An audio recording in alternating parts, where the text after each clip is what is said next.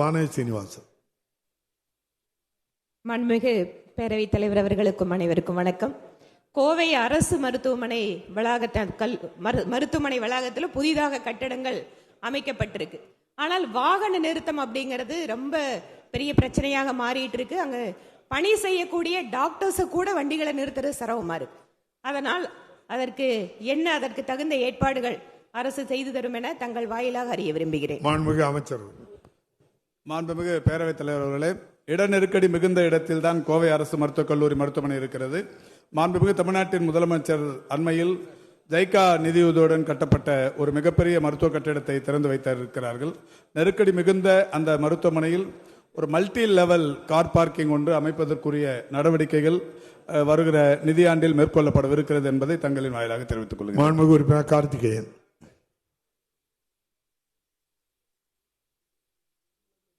மாண்புமிகு பேரவைத் தலைவர் அவர்களே, ரிஷிவந்தியம் தொகுதிக்குட்பட்ட ஈரோடையாம்பட்டு ஊராட்சி 8000 மக்கள் தொகையை கொண்ட ஒரு பெரிய ஊராட்சியாகும்.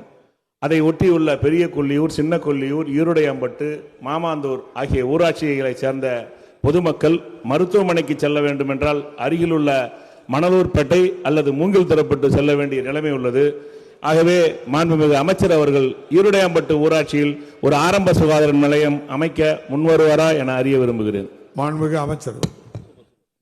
மாண்புமிகு பேரவைத் தலைவர் அவர்களே, இந்த மன்றத்தில் ஏற்கனவே பலமுறை அது பற்றி கூறப்பட்டிருக்கிறது. என்றாலும் கடந்த மாதம் மாண்புமிகு ஒன்றிய அமைச்சரை சந்தித்து புதிய ஆரம்ப சுகாதார நிலையங்கள் 50 வேண்டும் என்கின்ற கோரிக்கை விடுக்கப்பட்டிருக்கிறது.